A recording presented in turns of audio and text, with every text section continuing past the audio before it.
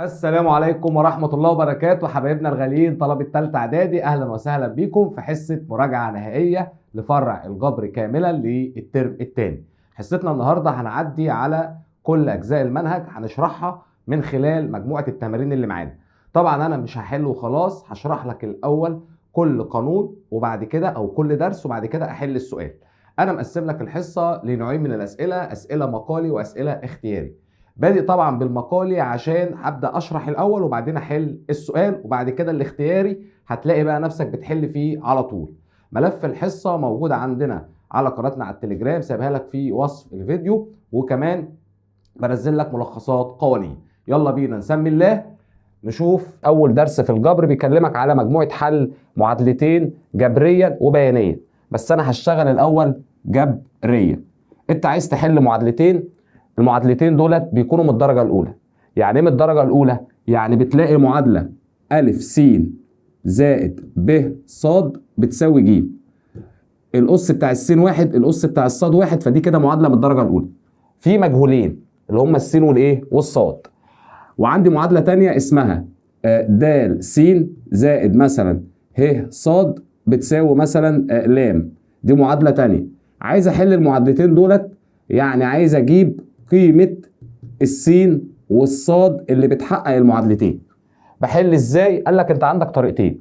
لما يبقوا المعادلتين من الدرجة الأولى، الطريقة الأسهل والأنسب إن أنت تستخدم طريقة اسمها طريقة الحذف، اللي هو تشطب الصاد أو تشطب السين فتجيب المتغير الثاني، وبعدين ترجع تعوض تجيب المتغير الأولاني اللي أنت شطبته. طب أنا يا أستاذ مش فاهم قوي كده، تعالى كده على المثال واحدة واحدة نفهم الفكره الاساسيه ايه، وبعد كده تلاقي الاسئله اللي جايه بقى هتلاقي الموضوع ماشي معاك مظبوط. المعادله الاولى اسمها س زائد ص بتساوي 4، المعادله الثانيه اسمها 2 س ناقص ص بتساوي 2. ادي المعادله الاولى، ادي المعادله الثانيه من الدرجه الاولى، وده سؤال اساسي عندك في الامتحان، فسيادتك هتحطهم الاثنين تحت بعض. ادي س زائد ص بتساوي 4، والمعادله الثانيه تحتيها 2 س ناقص ص بتساوي كام؟ 2. خد بالك انت عايز ايه؟ عايز تجيب مجموعه الحل، يعني عايز تجيب قيمه السين والصاد. فانا لو مسكت المعادله اللي فوق لوحدها مش هعرف اجيب السين بكام والصاد بكام، لان دي معناها عددين مجموعهم 4. ممكن تقول لي 1 و3، ممكن تبقى 2 و2. فهمت القصه؟ فانا مش هينفع احل كل واحده لوحدها، فانا هحلهم الاثنين مع بعض. الفكره الاساسيه اللي هي طريقه الحذف ان انت تجمع المعادلتين، وانت بتجمع المعادلتين لازم يكون عندك متغير من المتغيرين اللي عندك، يا السين يا الصاد، شبه بعض وعكس بعض في الاشاره، عشان لما باجي اجمع حاجتين شبه بعض وعكس بعض في الاشاره بيروحوا مع بعض. فانا هلاحظ كده هلاقي الصاد هنا بالموجب، الصاد بالسالب، هنا قدامها واحد، هنا قدامها واحد. فالكلام اللي انا بقوله ينفع على طول تطبق طريقه الحذف، ان انت تعمل عمليه جمع للمعادلتين مع بعض، فتطير الايه؟ الصادات من المعادله الاولى مع الصادات من المعادله الثانيه، فيتفضل عندك السين، يعني بقى عندك معادله في متغير واحد او في مجهول واحد. يبقى انا هعمل جمع س و2 س 3 س موجب صاد يروح مع سالب صاد، 4 و2 6، هنقسم على كام؟ على ال3، يبقى س بتساوي كام يا شباب؟ 2. اديني جبت اول متغير او اول رمز عندك اللي هو السين. مش شرط اجيب السين، انا كنت ممكن المساله اضيع السين واجيب مين؟ الصاد، مفيش مشكله. طيب فاضل لي المتغير الثاني اللي هو مين؟ اللي هو الصاد. امسك اي معادله من الاثنين واختار المعادله السهله. فانا همسك المعادله الاولى س زائد ص بتساوي 4، احط مكان السين 2، يبقى 2 زائد ص بتساوي 4، يبقى الصاد بتساوي، اطلع الاثنين بعكس الاشاره، 4 ناقص 2 يدينا كام؟ 2. يبقى انا جبت قيمه السين وقيمه الصاد اللي بتحقق المعادلتين اللي هم 2 و2. حضرتك مش مصدقني، لو حطيت هنا 2 وهنا 2، 2 زائد 2 4 حققوا المعادله الاولى. لو حطيت هنا 2 وهنا 2، 2 في 2 ب4 ناقص 2 يدينا 2 حققوا المعادله الثانيه. يبقى مجموعه الحل لازم بقى اكتب قوس مجموعه جواه زوج مرتب. طب ليه بقول زوج مرتب؟ عشان انت عندك مجهولين، فانت لازم تعرفوا مين السين ومين الصاد. فاللي بيعرفني مين السين ومين الصاد الزوج المرتب، لان احنا كلنا متفقين ان اللي في الاول هو الاحداث السيني، واللي في الثاني ده الاحداث الصادي. فانا عندي 2 وكام يا شباب؟ و2 احطهم. ده كده اول سؤال، وده سؤال مباشر، وده سؤال اساسي عندك في الامتحان، حل معادلتين في متغيرين من الدرجه الاولى جبريا.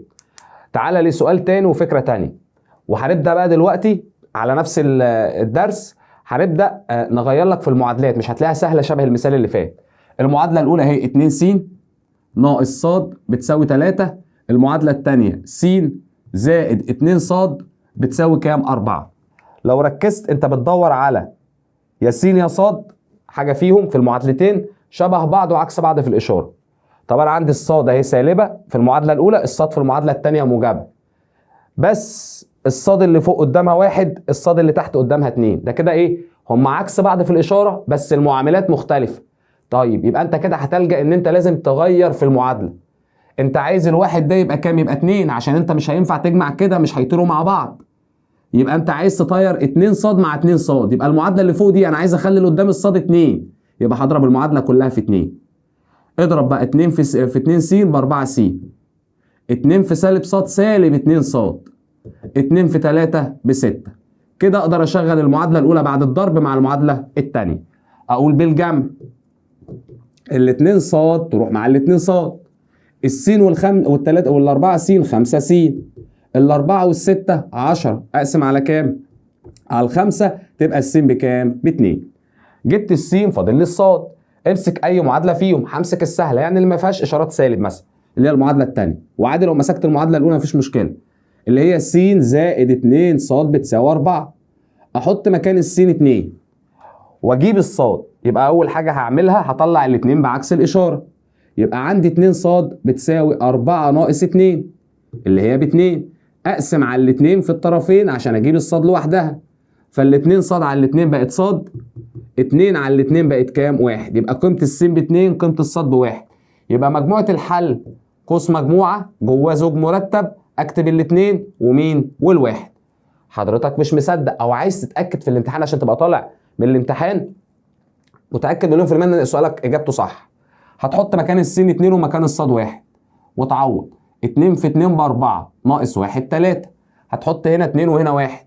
2 في 1 ب 2 زائد 2 4. يبقى فعلا حققت المعادلتين، يبقى انا حل صح مليون في الميه. تعالى سؤال كمان، اوجد في ح في ح مجموعه حل المعادلتين دول.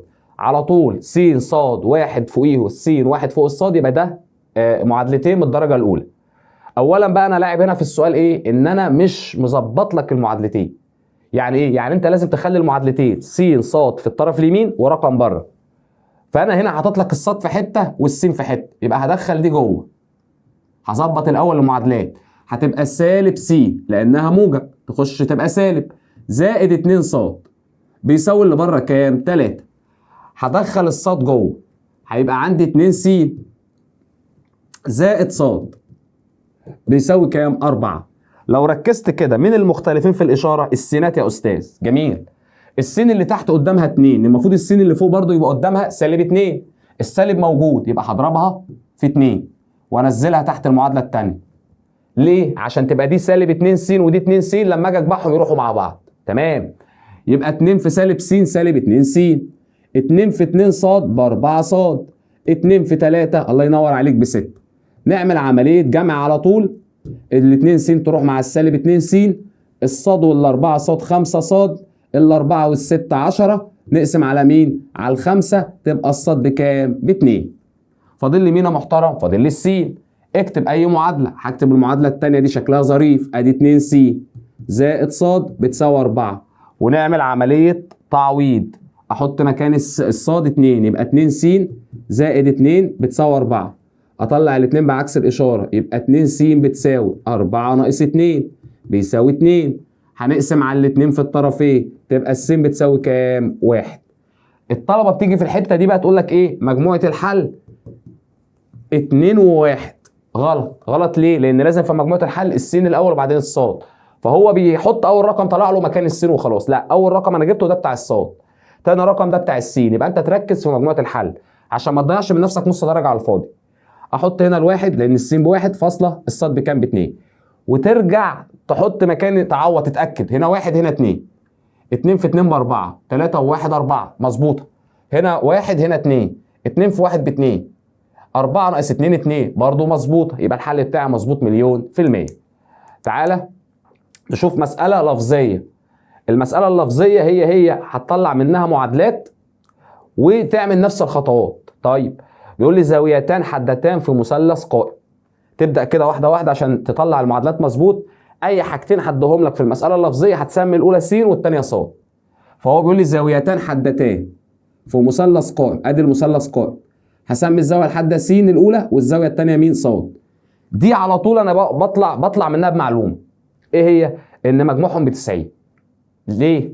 عشان المثلث كله ب 180، الزاويه القائمه 90، يبقى اللي الباقي هو 180 ناقص 90 كام؟ 90.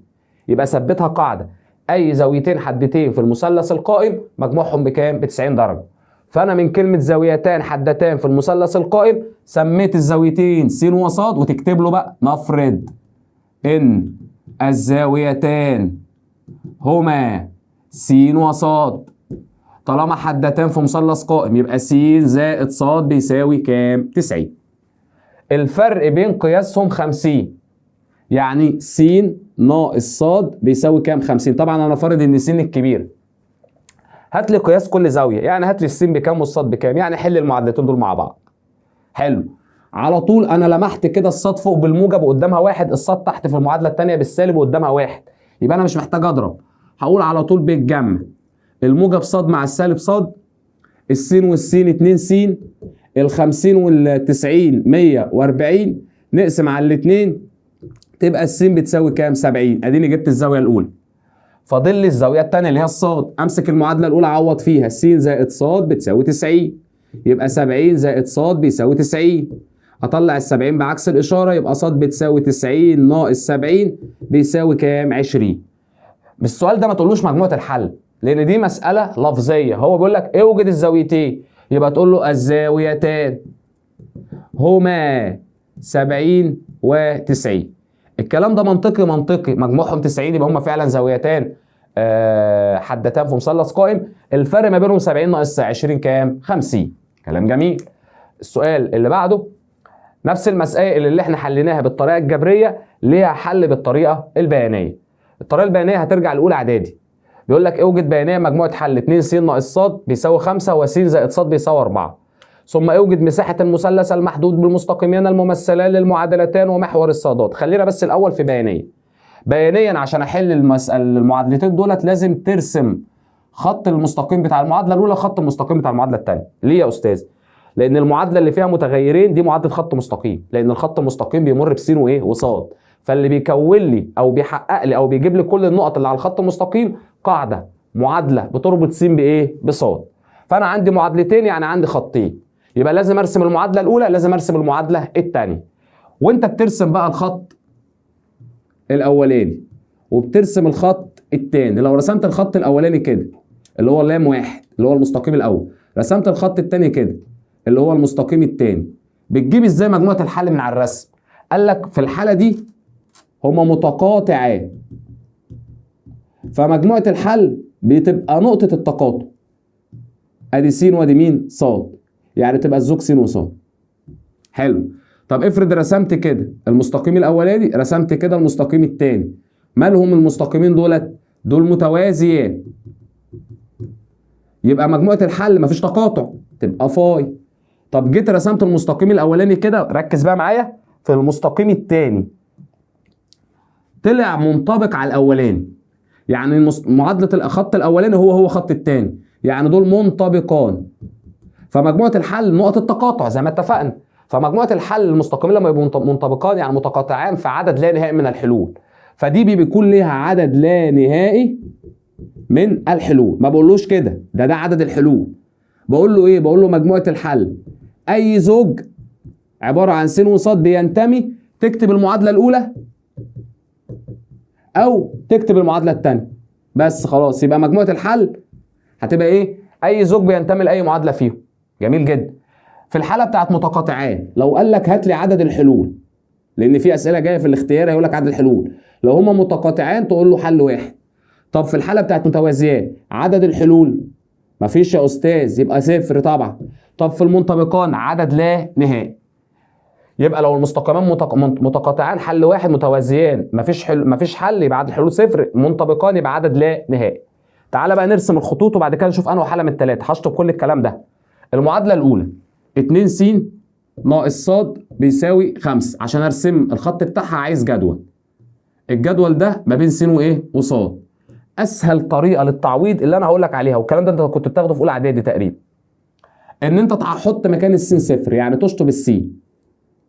اصبحت سالب ص ب5، يبقى الصاد بكام؟ غير الاشاره يبقى -5. تاني حطيت مكان السين صفر فشطبت السين، بقت سالب ص ب5، يبقى الصاد بسالب5. الحته الثانيه حط مكان الصاد صفر، يبقى هشطب الصاد، بقت 2 س ب5، يعني السين 5 على الاتنين. جميل جدا. تعالى للمعادله الثانيه، س زائد ص بيساوي 4. هعمل لها جدول، احط مكان السين والصاد اهوت، مكان السين صفر فالسين راحت يبقى الصاد ب4، مكان الصاد صفر فالصاد راحت يبقى السين بكام؟ ب4. تعالى بقى نرسم الاحداثيات، ولازم دي تترسم في الرسم البياني المظبوط يعني بالسنتي. انا طبعا راسم هنا كروكي. على السينات 1 2 3 4 5، على الصادات 1 2 3 4 5. في الصادات السالب -1 -2 -3 -4 -5. في السينات السالب -1 -2 -3 -4. تعالى بقى نرسم النقط بتاعة المستقيم الأولاني، صفر و-5، ادي الصفر وادي -5.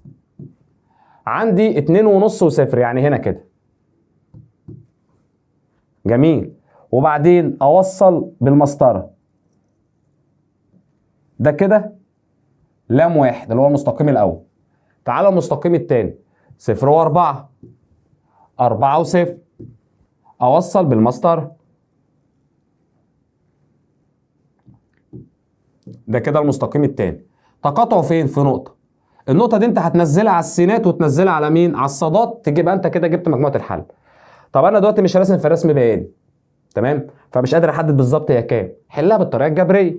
حط المعادلتين تحت بعض، 2 س ناقص ص بيساوي 5، وس زائد ص بيساوي 4. اعمل عمليه بالجمع، هتلاقي الصاد بالسالب مع الصاد بالموجب، 2 س وس 3 س، 5 و4 9، نقسم على 3 يبقى الس ب3. هتعوض في المعادله الاولى 3 زائد ص بالمعادله الثانيه 3 زائد ص ب4، يبقى الصاد هطلع الثلاثه بره، 4 ناقص 3 كام؟ 1. يبقى نقطه التقاطع اللي هي هتبقى عند الثلاثه وعند مين؟ وعند الواحد. يبقى كده مجموعه الحل هتساوي مجموعه الثلاثه والكام؟ والواحد. جميل جدا. المرحله الثانيه من السؤال عايز ايه؟ عايز اجيب مساحه المثلث المحدد بالمستقيمان ومحور الصادات. ده المستقيم، ده المستقيم الاول ومحور الصادات اللي هو المثلث ده. عايز اجيب مساحته. طب انت عارف ان مساحه المثلث بتساوي ايه؟ مساحه المثلث بتساوي نص في القاعده في الارتفاع. ادي نص. القاعده بقى اللي هي مين؟ اللي هي من 4 ل-5، يعني 4 مربعات فوق السينات و5 مربعات تحت السينات، يعني 9 مربعات. في الارتفاع، الارتفاع اللي هو العمود ده، العمود ده اللي هو البعد ده اللي هو الإحداث السيني اللي هو 3، يبقى 3 أضرب نص في 9 في 3 هيطلع لك كام يا شباب؟ 27 في على الاتنين، يعني هيطلع لك 13 وكام ونص وحدة مساحة أو وحدة مربعة. يا رب تكون وصلت. سؤال فكرته جميلة جدا، ويعني ما بيجيش كتير شبه الجبري، بس لو جه ادينا عرفنا بيتعمل ازاي. تعالى في السؤال رقم 6، وده هينقلني على حل معادلة من الدرجة الثانية. تعالى اقول لك الاول انت بتحلها بطريقتين. حل معادلة من الدرجة الثانية، وده سؤال اساسي في الامتحان، في مجهول واحد. الحالة الاولى اللي انت خدتها في الترم الاول بيانية، ان انت بتعمل جدول ما بين س وصاد وتحط ارقام السينات، بيكون قايل لك فتره مثلا زي من -3 ل-3، المساله دي كانت شهيره، وترسم المعادله. كانت تبقى كده او كده او كده. فلو قطعت في نقطتين محور السينات، قطعت مثلا في 1 وفي -3، يبقى مجموعه الحل مجموعه الواحد والسالب 3 من غير زوج، عشان هنا قيمه س بس. لو ما قطعتش خالص كنت تقول له مجموعه الحل بتساوي فاي. لو قطعت في نقطه واحده وليكن عند الاثنين، يبقى مجموعه الحل تقول له نقطه مين؟ الاثنين. مش مهمه قوي دي يعني، ما بركزش عليها، بس ماشي لو جت ادينا قلناها يعني. كنت بتعمل الجدول ده بالاله بمود تيبل الترم الاول، بتجيب مجموعه الحل هي نقط تقاطع المنحنى مع محور السينات. المهم عندي مين بقى اللي هو السؤال ده، اللي هو القانون العام اللي هو الحل الجبري. قال لك انت بتحل المساله عن طريق قانون لازم تحفظه، لان المساله دي لازم تيجي في الامتحان، مش شرط دي هتجيلك فكره زيها. ايه هو القانون؟ قال لك انت بتطلع من المعادله اللي هي ا س تربيع زائد ب س زائد ج المعاملات بتاعتها، اللي هي الالف اللي قدام الس تربيع، الب الرقم اللي قدام السين، الجيم اللي هو الرقم اللي لوحده اللي احنا بنسميه في الرياضه الحد المطلق، وتكتب القانون العام. انت عايز مجموعه الحل يعني قيمه س، فالقانون س بتساوي سالب ب موجب او سالب جذر ب تربيع ناقص 4 ا ج، وده هيعمل لك مشاكل كتيره يعني الترم الاول في اولى ثانوي، وهيكون معتمد على اللي تحت الجذر بنسميه بعد كده مميز على 2000. حلو. بعد ما بتطلع الالف والب والجيم بتعوض في القانون. طب تعالى بقى نستخدم الكلام ده في حل السؤال. اوجد مجموعه حل المعادله س تربيع ناقص 2 س بيساوي 6. اولا المعادله لازم تبقى صفريه ولازم تبقى متظبطه، س تربيع بعدها س بعدها رقم. هل المعادله اللي انا مديها لك دي صفريه؟ لا، ده بره 6 عادي، دخلها جوه بعكس الاشاره، بقت س تربيع ناقص 2 س ناقص 6 بيساوي 0 طبعا. تاني خطوه تطلع من المعادله الالف والب والجيم اللي هي المعاملات. الالف اللي قدام الس تربيع 1، طالما مش مكتوب حاجه يبقى 1. الب اللي قدام السين سالب 2، الجيم اللي لوحده سالب 6. واكتب القانون، انا كاتبه اهو، لازم تكتبه عشان عليه درجات. واجي كاتب س ومعوض سالب ب، تيجي انت واخد الب حاططها هنا فقدامها سالب فتبقى موجب 2. فالب لو بالسالب تكتبها بالموجب، لو بالموجب تكتبها بالسالب، لان القانون فيه سالب ب يعني غير اشاره الب. موجب او سالب جذر ب تربيع يعني سالب 2 في قوس تربيع ناقص 4 دي ثابته في القانون، في الف اللي هو بواحد، في ج اللي هي بسالب 6. كل ده على 2 في الف اللي هي بكام؟ اللي هي بواحد. هتمسك آلتك تحسب بس اللي تحت الجذر اللي هي سالب 2 تربيع ناقص 4 في 1 في سالب 6، دي هتبقى ب4 ودي هتبقى موجب 24 يعني موجب 28، يبقى جذر 28 ادي موجب وسالب 2 وتحت 2.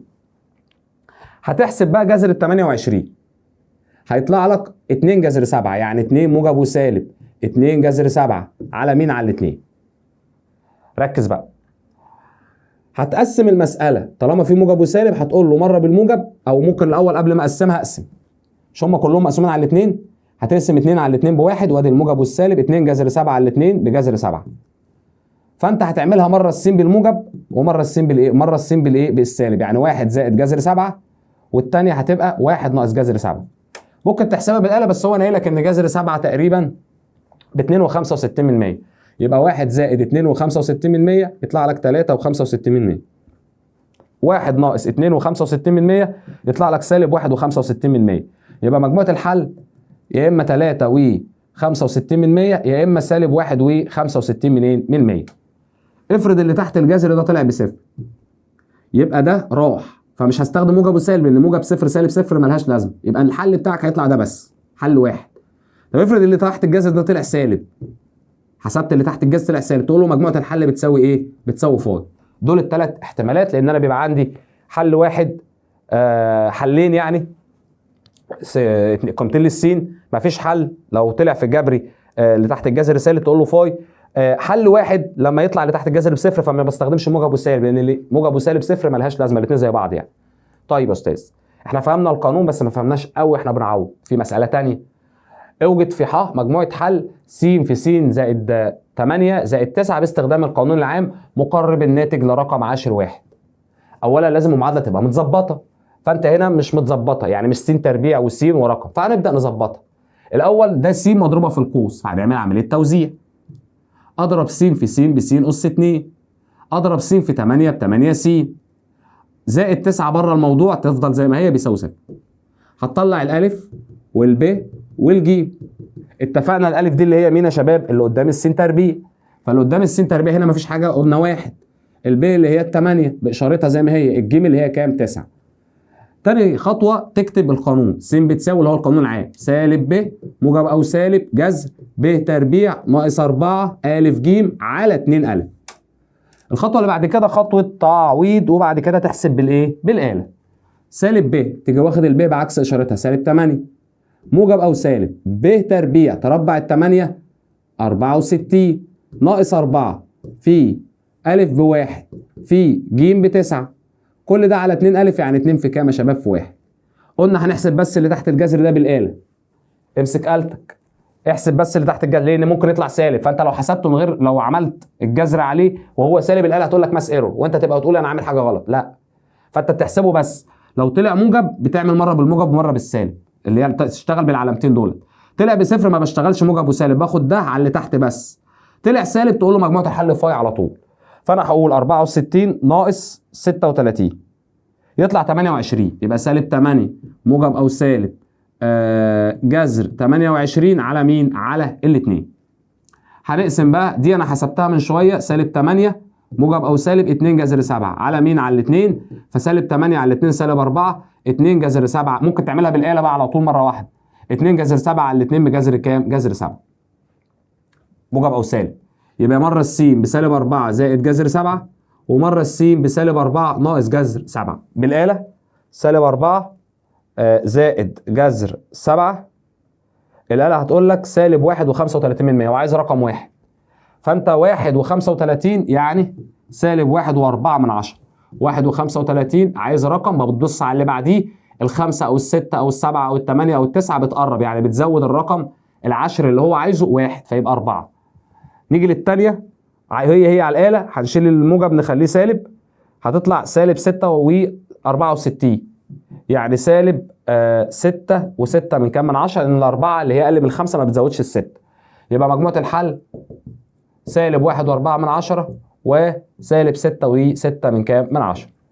في بقى قصه وانت ممكن تعملها بالآلة تتاكد بمود ايكويشن. تعمل على الآلة مود 5 3. ركز بالآلة في السؤال ده مود، تكتب 5 تختار 5 اللي هي الاي كيو ان اللي هي المعادلات بالانجليزي، تختار 3 اللي هي المعادله اي اكس تربيع زائد بي اكس زائد سي بيساوي 0. هتلاقي الآلة كتبت الاي والبي والسي ده للتاكد. يعني الالف والبي والجيم تكتب 1 8 9. طب تعالى كده مود ايكويشن. طبعا انا شغال بآلة الموبايل فهي مش زي الآلة اللي معاك، بس انت الآلة اللي معاك مود 5 3. فهتلاقي في الآلة اللي معاك لما تعمل مود 5 3 بتظهر لك دي قبل ما تعمل الثلاثه. تظهر لك A B C، الاي اللي هي 1، البي اللي هي 8، السي اللي هي كام؟ 9. يساوي بعد ما تكتب كل رقم يساوي. تعمل يساوي اولى يطلع لك اهو سالب 4 ناقص جذر 7. سالب 4 ناقص جذر 7. تعمل يساوي ثانيه يطلع لك سالب 4 زائد جذر 7. فانت ممكن تتاكد بالايه؟ بالآلة.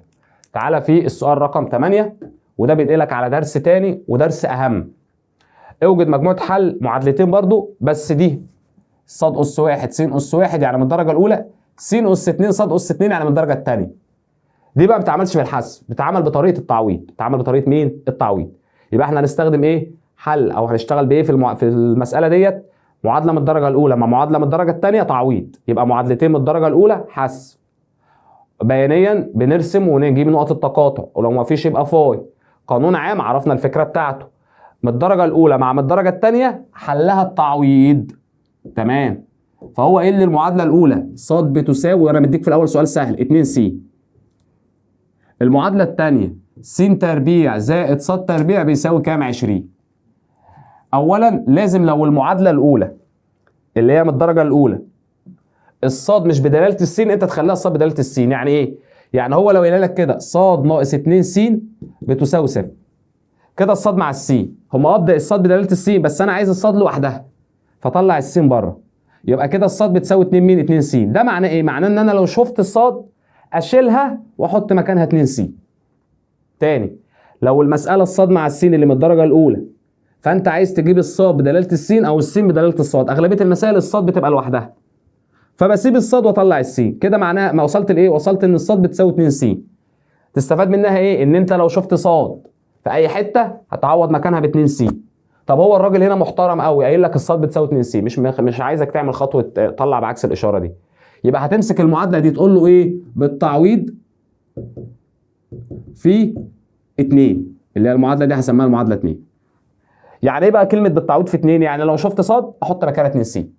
طيب دي س تربيع تنزل زي ما هي دي ص تربيع، احط مكان الصاد 2 س، بس هي تربيع، يبقى شلت الصاد حطيت 2 س من المعادله الاولى، بيساوي كام؟ بيساوي 20. كده الفكره ان انت خليت المعادله الثانيه في مجهول واحد اللي هو السين.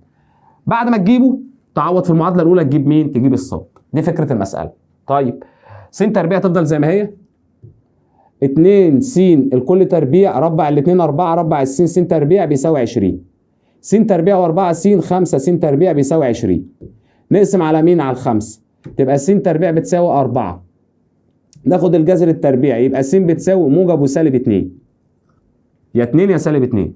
طب الصاد بتساوي 2 س، يعني 2 في قيمه السين اللي هي موجب وسالب 2، يعني موجب وسالب 4. يبقى مجموعه الحل لو خدت 2 قصادها 4، لو خدت سالب 2 قصادها سالب 4. ادي عمل الموضوع بكل بساطه. طب تعالى واحده ثانيه، س ناقص ص بتساوي 1، دي درجه اولى، س تربيع ناقص ص تربيع بيساوي 25. امسك ايه زي ما اتفقنا؟ المعادله اللي من الدرجه الاولى، اجيب الصاد بدلاله السين، يعني اسيب الصاد في اليمين واطلع السين، او العكس اجيب السين بدلاله الصاد، يعني اسيب السين واطلع الصاد. الاسهل هنا ايه؟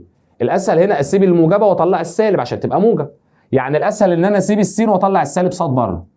يبقى هنمسك المعادله الاولى، هقول س بتساوي صاد دي بالسالب تطلع بره تبقى صاد بالموجب، وفي بره موجب كام؟ موجب 1. ادي كده المعادله الاولى، جبت السين بدلاله الصاد. استفاد منها ايه؟ ان انا لو شفت س احط مكانها صاد زائد 1، اكتب جنبها بالعربي كده بالتعويض في المعادله 2 اللي هي المعادله دي، هسميها المعادله كام؟ 2. يلا بينا، هنشيل السين مش الصاد بقى، اللي فاتت كانت صاد بتساوي، هنا اللي ديت س بتساوي، فهتشيل السين تحط مكانها صاد زائد 1. طب هي س تربيع، يبقى صاد زائد 1 الكل تربيع ناقص صاد تربيع بيساوي 25. شكرا، بقت معادله في مجهول واحد. طبعا اللي جاي بقى ده محتاج حد متاسس الرياضه صح، اللي انت تفك وتجمع وبعد كده تجيب مجموعه الحل.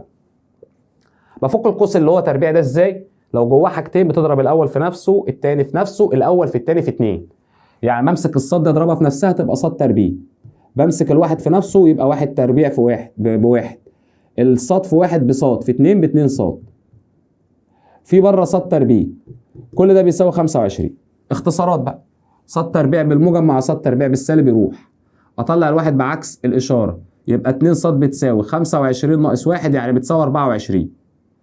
اقسم على الاثنين تبقى الصاد بتساوي كام؟ 12. فاضل لي مين؟ السين. طب ما انت قايل لي اهو السين بتساوي صاد زائد 1، يعني احط مكان الصاد 12 زائد 1 يدينا كام؟ يدينا 13.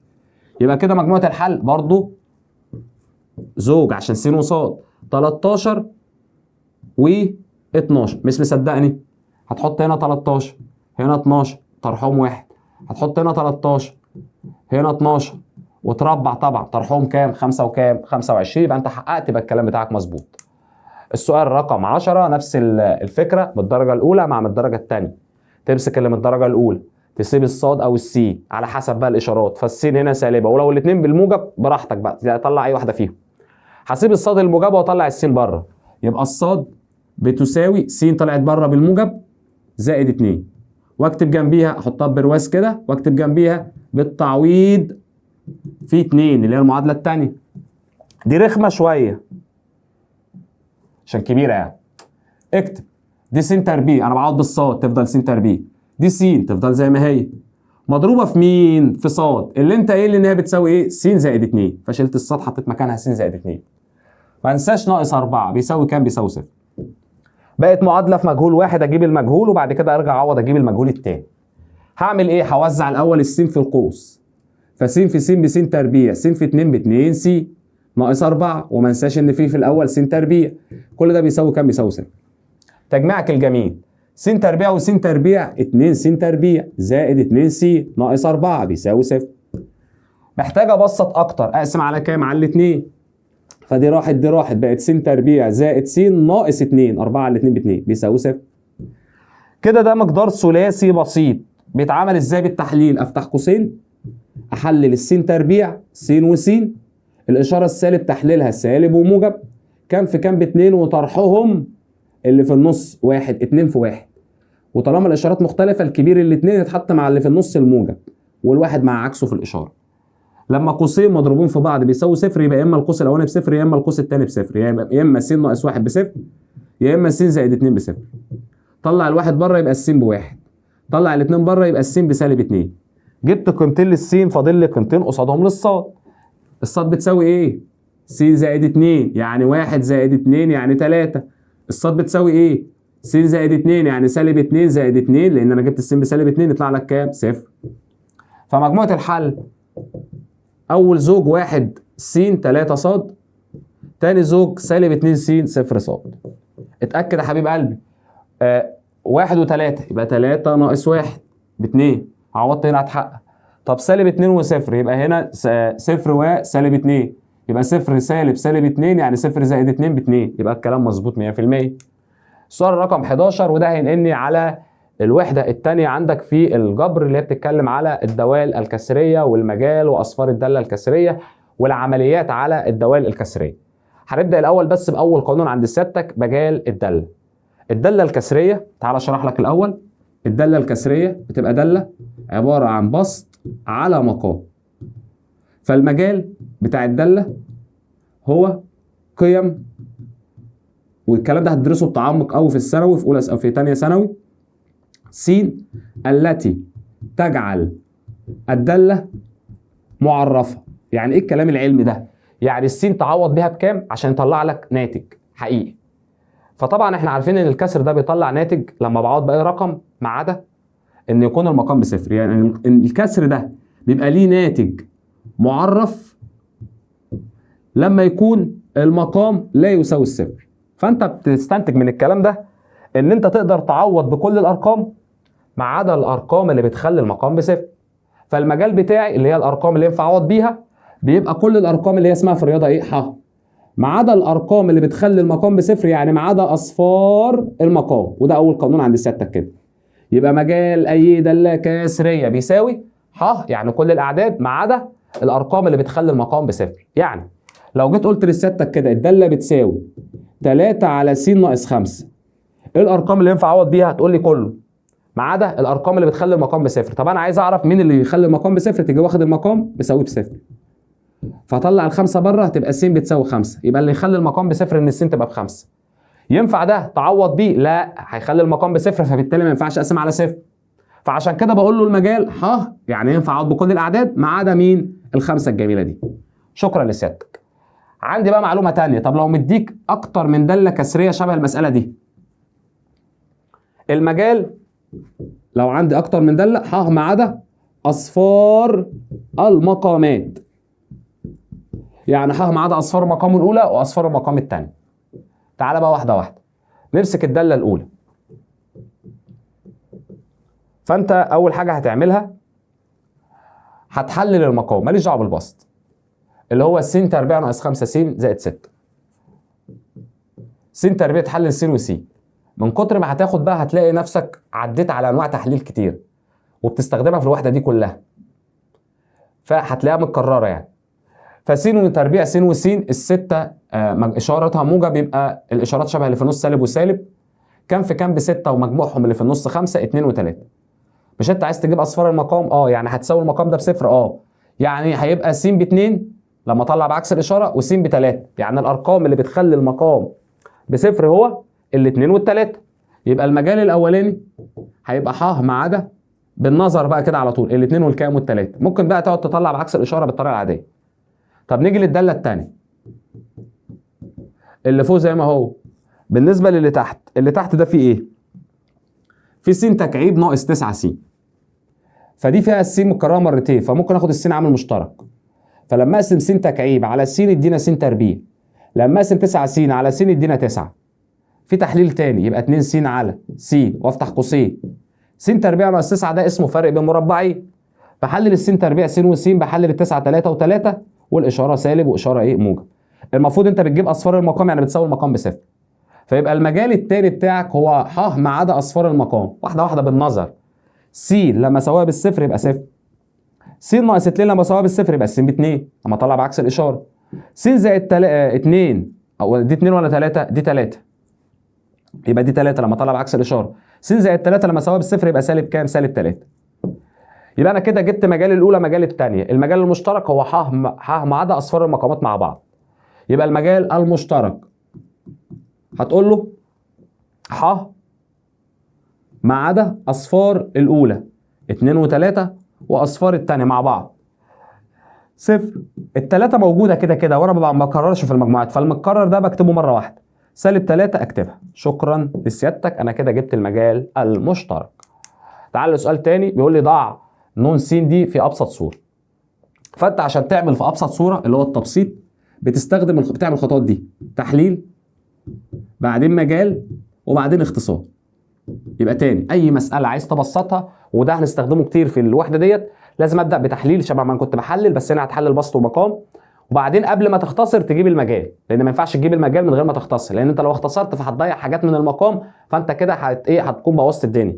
انا عايز اجيب المجال يعني ح ما عدا اصفار المقام، فانت شلت حاجه من المقام فالمساله هتبوظ منك، يبقى لازم اجيب المجال قبل الاختصار. طيب هو عايزني اجيب دي في ابسط صوره، يبقى ن س بتساوي اللي فوق ده س تربيع ناقص 4، اتفقنا ان هو فرق بمربعين شبه س تربيع ناقص 9 فبيتحل القوسين. س وس سالب وموجب 2 و2 ب4. اللي تحت انا لسه محلله من شويه، س وس دي موجب يبقى شبه اللي في نص سالب وسالب 2 و3. لازم بقى تاني خطوه قبل ما تختصر اللي شبه بعضه من فوق مع اللي شبه بعضه من تحت، هو عايز المجال كده كده. المجال هيبقى ح ما عدا اصفار المقام، فتبص على المقام تساويه بالصفر بالنظر وتطلع بعكس الاشاره يبقى 2، طلع الثلاثه اللي جنبيها يبقى 3. شكرا، جاوبته على المطلوب الثاني. فاضل المطلوب الاولاني. المطلوب الاولاني اللي هو الاختصار، هتضيع بقى ده مع ده، فهتبقى ن س في ابسط صوره بتساوي س زائد 2 على س ناقص كام؟ 3. حلو الكلام، حلو الكلام. نيجي بقى للمطلوب الثالث، عايز اصفار الداله الكسريه. دي لها قانون. ايه هي؟ اصفار الداله الكسريه هي اصفار البسط ناقص اصفار المقام. عود نفسك بقى، اصفار الداله الكسريه، الاصفار بتاعت اي داله يعني مجموعه الحل، بس اصفار الداله الكسريه تجيب اصفار البسط تشيل منها اصفار مين؟ اصفار المقام.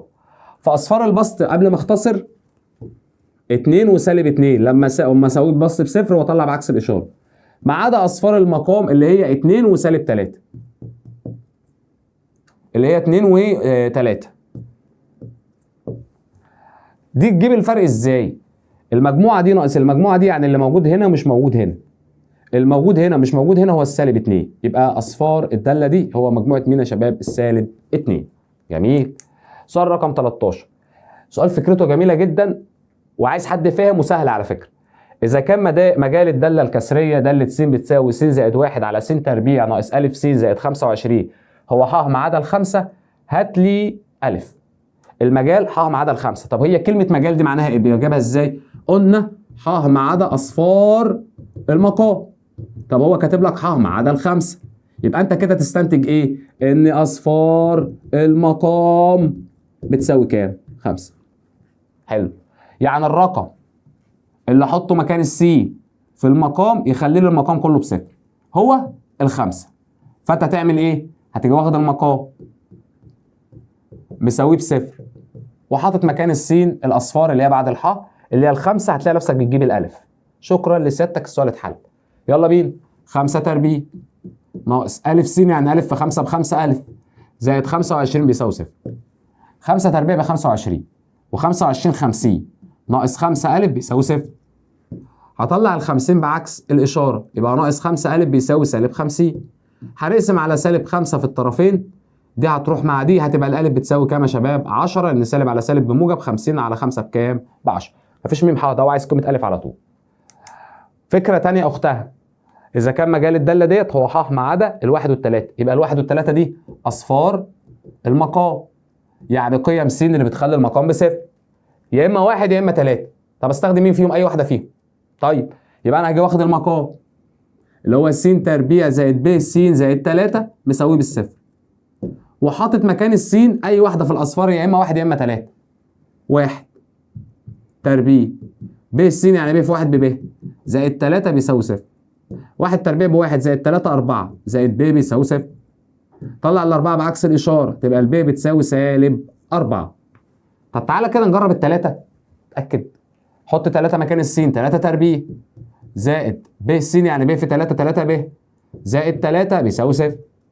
3 تربيع ب9 زائد 3 12 زائد 3 ب بيساوي 0. طلع ال 12 بعكس الاشاره يبقى 3 ب بيساوي سالب 12. اقسم على الثلاثه في الطرفين تبقى الب بتساوي الله ينور عليك سالب كام؟ سالب 4. نفس الحل، فمش فارقه معاك تستخدم الواحد او الثلاثه. رقم 15 اثبت ان ن 1 س بيساوي ن 2 س. اديك دالتين وبقول لك اثبت ان ن 1 س بيساوي ن 2 س. ركز بقى معايا في الحته اللي انا هشرحها لك دي. لو جه قال لك اثبت ان ن 1 س بتساوي ن 2 س، ده معناه اثبت ان اختصار الاولى بيساوي اختصار الثانيه. لكن لو جه قال لك فرق بالله عليك، لان انت عندك سؤالين، قال لك اثبت ان ن 1 تساوي ن 2 يعني من غير س، فده لازم يكون مجال الاولى يساوي مجال الثانيه، ولازم اختصار الداله الاولى يساوي اختصار الداله الثانيه. وصلت؟ يبقى اللي فيها س عايز اختصار بس، اللي ما فيهاش س ن 1 ن 2 عايز مجال بيساوي مجال واختصار بيساوي اختصار. هنا فيها س يعني عايز اختصار دي يساوي اثبت بيساوي اختصار دي، وبعدين اوجد المجال المشترك. طيب المجال المشترك كده كده انا هجيبه. تعالى بقى سيادتك اجيب ن 1 س شرطة كسر تحليل مجال اختصار، دي احنا شغالين بيها في كل حته. احلل س تربيع زائد 3 س زائد 2 ده مقدار ثلاثي بسيط. س تربيع تبقى س وس، الموجب يبقى شبه اللي في النص موجب وموجب، الاثنين 2 في 1 ب2 ومجموعهم اللي في النص 3. عندي بعد كده س تربيع ناقص 4 هي س وس سالب وموجب 2 و2. هجيب مجال ن 1 ح ما عدا اصفار المقام، فاصفار المقام غير اشاره اللي في المقام 2 وسالب 2 لان كانك بتطلعها بعكس الاشاره. نيجي للاختصار ن 1 س من شبه من فوق شبه من تحت، ده شبه ده يروحوا مع بعض، يتفضل لك س زائد 1 على س ناقص 2. شكرا، انا عملت المرحله الاولى، حللت جبت المجال اختصرت. طب تعال نجيب ن 2 س شرطة كسر تحليل مجال اختصار. تحليل س تربيع ناقص 1 هي س ناقص 1 وس زائد 1. تحليل اللي تحت هيبقى س س دي موجب يبقى شبه اللي في نص سالب سالب، الاثنين كام في كام ومجموعهم 3 2 و1. المجال بتاع الداله الثانيه اللي هي ن 2 ح ما عدا الاثنين غير الاشاره بتاعت اللي جنب السين وغير اشاره اللي جنب السين الواحد. ن 2 س اللي هو الاختصار هتختصر دي مع دي مع اللي شبهها يتفضل لك س زائد 1 على س ناقص 2. ايه اللي انت شايفه؟ اذا ن 1 س بيساوي ن 2 س. المجال المشترك هيبقى ح ما عدا الاصفار الاولاني مع اصفار الثاني 2 وسالب 2، وهنا في 2 موجوده وواحد، اكتب الواحد بس. شكرا. طب لو جه في السؤال ده قال لك هل ن 1 بتساوي ن 2 ولا لا؟ لازم المجال يكون شبه المجال. طب هل ده شبه ده؟ لا، فساعتها اقول له ان ن 1 ما بتساويش ن 2. تعالى كده ن 1 بتساوي ن 2 دي انهو؟ دي لازم المجال يساوي المجال والاختصار يساوي الاختصار. نعمل ايه؟ تحليل مجال اختصار للداله الاولى تحليل مجال اختصار للداله الثانيه. يلا بينا. ادي ن 1 س س تربيع فوق هسيبها زي ما ما فيهاش تحليل. تحت س تكعيب ناقص س تربيع اخد الس تربيع عامل مشترك، فاقسم س تكعيب على س اتفضل س، س تربيع على س تربيع اتفضل 1. مجال ن 1 ح ما عدا اصفار المقام هتساوي الس تربيع بصفر يبقى صفر، هتساوي س ناقص 1 بصفر يبقى الس بسالب بواحد لما اطلع بعكس الاشاره. الاختصار يعني ن 1 س دي هتروح مع دي فوق مفيش حاجه فلازم يتحط مكانها 1 على س ناقص 1. تعالى للداله الثانيه ن 2 س تحليل مجال اختصار. اللي فوق ده س س س اخد السين عامل مشترك، فيتفضل لك س تكعيب على س س تربيع، س تربيع على س س بس، س على س 1. تحت س س اخد السين عامل مشترك، فيتفضل لك س تكعيب لما اقسم س اس 4 على س وس على س بكام؟ بواحد. محتاج احلل تاني تحليل تحت، ليه؟ لان طلع لي س تكعيب ناقص 1 اللي هو فرق بين مكعبين، فاللي فوق زي ما هو س ده ملوش تحليل لان مكان في كام بواحد ومجموعهم واحد مفيش. س تربيع زائد س زائد 1. ادي يا عم الس، افتح قوس صغير وقوس كبير لتحليل الفرق بين مكعبين. س تكعيب هتبقى س، اخد لك جذر التكعيب، الواحد اخد لك جذر التكعيب يبقى 1. القوس الكبير بربع واربع واضرب، يعني اربع السين س تربيع، اربع الواحد واحد، اضرب س في واحد بواحد س. الاشارات زي اللي في السؤال، عكسها سالب شبه اللي في السؤال، التاني حاجه دي عكسها، الاخيره على طول موجب. مجال ن 2 ح ما عدا اصفار المقام، فالمقام في س يبقى اصفاره بصفر، لما اساوي السين بصفر يبقى السين بصفر. س ناقص واحد يبقى واحد، دي ملهاش، لان ملهاش تحليل اصلا، ملهاش حل. شكرا. الاختصار ن 2 س، ده شبه ده راحوا، السين راحت مع السين، اصبح فوق مفيش حاجه، يبقى احط واحد على اللي تحت اللي هو س ناقص واحد. هو عايز ن واحد بيساوي ن 2 يعني الشرطين، تيجي انت قايل له ايه؟ بما ان مجال ن واحد بيساوي مجال ن 2، وبما ان ن واحد س بتساوي ن 2 س، يبقى اذا ن واحد تساوي ن 2. شكرا لسيادتك. السؤال رقم 17، اثبت ان ن واحد بيساوي ن 2، تحليل مجال اختصار، وبعد كده اقارن. ن واحد س فوق 2 س زي ما هي، تحت 2 س زائد 4، اخد الاثنين عامل مشترك، 2 س على 2 س، 4 على 2 2. المجال لازم اجيب المجال الاول، ح ما عدا اصفار المقام، فالاثنين ما ينفعش اساويها بصفر، هساوي الس زائد 2 يبقى ح ما عدا السالب 2 لما اطلعها بعكس الاشاره. الاختصار الاثنين مع الاثنين، فيتفضل لي س على س زائد 2. تعالى للداله الثانيه، ن 2 س، هاخد من فوق الس عامل مشترك، هيبقى س تربيع على س س، 2 س على س ب 2. اللي تحت مقدار ثلاثي بسيط بيتحلل، قوسين مضروبين في بعض، س تربيع س وس، دي موجب يبقى شبه اللي في النص موجب وموجب، كام في كام باربعه، ومجموعهم 4، 2 في 2. مجال ن 2 دي مجال ن واحد، ح ما عدا اصفار المقام يعني تساوي المقام بصفر، فطلع بعكس الاشاره، فبعكس اللي جنب السين على طول، جنبها موجب 2 تبقى سالب 2، جنبها موجب 2 سالب 2 مكتوبه، خلاص شكرا. نيجي للاختصار اللي هو كده ن 2 س، مين فوق شبهه تحت؟ ده شبه ده، اتفضل ايه؟ س على س زائد 2. المجال هو المجال، ح ما عدا السالب 2 ح ما عدا السالب 2، ناتج الاختصار اهو س على س زائد 2 س على س زائد 2. يبقى اقول له بما ان مجال ن واحد بيساوي مجال ن 2، وبما ان ن واحد س بيساوي ن 2 س، يبقى اذا ن واحد بيساوي ن 2. نيجي بقى للسؤال رقم 18، ودي فكره اساسيه ان شاء الله تلاقي زيها في الامتحان. الداله اسمها ن س، لو كتب لك عليها ن اس سالب واحد، ده معناه المعكوس الضربي للداله. يعني الداله دي لو هي مثلا 3 على 5، خلينا بالارقام، معكوس الضرب كان بيبقى شقلب 5 على 3. حلو. يبقى انا هنا بقول لك ايه؟ عندي ن س، هات لي ن اس سالب واحد يعني معكوسها الضرب، يلا بينا. ن اس سالب واحد هتساوي شقلب البسط خليه مقام، والمقام خليه بسط، يبقى اللي تحت س ناقص واحد تبقى فوق، واللي فوق يبقى فين؟ يبقى تحت. شكرا لسيادتك. عايز مجال المعكوس، ركز بقى معايا اكتر، في قانون اهو، مجال المعكوس الضربي بيبقى ح ما عدا اصفار البسط والمقام. ليه؟ لان انت عشان يبقى معكوس يعني عايز اصفار اللي هي في الداله ذات نفسها، عايز اصفار المقام. طب لما تشقلبه يبقى برضو عايز اصفار مين؟ البسط، لان البسط ده ما ينفعش يساوي صفر، لان انت هتشقلبه فهينزل في المقام، فلازم تقول له ح ما عدا اصفار البسط واصفار المقام. يبقى الحاجه الوحيده اللي بتشتغل فيها اصفار البسط والمقام هي اصفار الداله الكسريه، بتجيب اصفار البسط ما عدا اصفار المقام، او مجال الداله اللي هي المعكوس الضربي. باجي واخد اللي في البسط س ناقص 5 بساويها بصفر، يبقى الس ب5، واخد اللي في المقام س ناقص 1 بساويه بصفر، يبقى الس ب1. يبقى المجال بتاع المعكوس الضربي هو ح ما عدا الواحد ومين؟ والخمسه، اللي هي اصفار البسط واصفار المقام. ركز بقى معايا في اللي جايه دي، اللي جايه دي المطلوب التاني فكرته جميله جدا. بيقول لك اذا كان ن س ب3 هات لي س. ن س ده اللي هي الداله اللي هو مديها لك، فانت هتحطها اللي هي س ناقص 5 على س ناقص 1. هو ايه اللي بتساوي كام؟ بتساوي 3. هات لي الس. سؤال عادي جدا، حل معادلات، مش محتاج منك غير ان انت تعمل مقص. اعمل مقص يعني ايه؟ يعني ده تحتيه 1، فلما اضرب 3 في س 3 س، لما اضرب 3 في 1 ب3 بيساوي 1 في س بس، 1 في 5 ب5. شكرا لسيادتك. عندي بقى س في اليمين وس في الشمال، ورقم في اليمين ورقم في الشمال، هجمع السينات في اليمين والارقام في الشمال.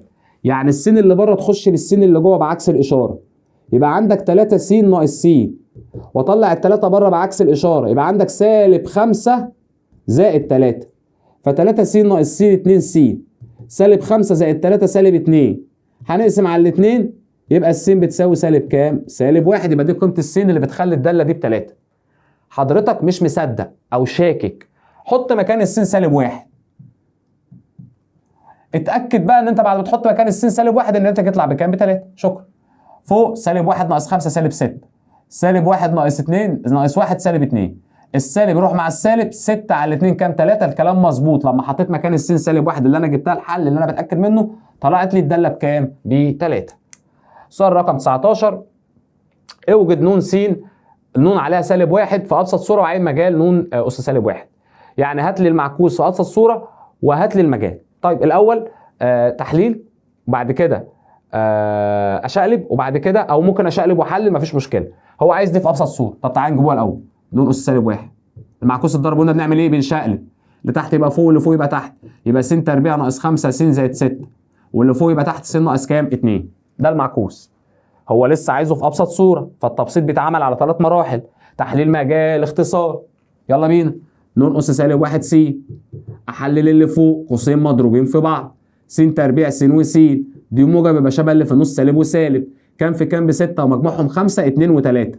اللي تحت ده جميل جدا ما بيتحللش، ولا في عامل مشترك ولا فرق بين مربعين ولا مقدار ثلاثي ولا فرق بين مكعبين ولا اي حاجه. لازم بقى اجيب المجال قبل ما اختصر. فمجال المعكوس الضربي بيبقى ح ما عدا اصفار البسط واصفار المقام. اصفار البسط تساوي البسط بصفر بالنظر كده، فطلع الاثنين يبقى 2، طلعت سالب 3 يبقى 3. اصفار المقام 2 كده كده موجوده اصلا اللي انا جايبها من البسط. شكرا. الاختصار بتاع سيادتك يبقى نون اس سالب 1 س، ده هيروح مع ده فيتفضل لك س ناقص كام؟ 3 على 1. ما بكتبش على 1 كده. انا جبت المعكوس الضربي في ابسط صوره. رقم 20 سؤال فكرته جميله جدا، بيقول لك اذا كان مجال الداله ن س بيساوي اللي هي س ناقص 2 في س زائد 1 على س تربيع ناقص ك، هو ح ما عدا الواحد والسالب 1. هات لي قيمه الكاف.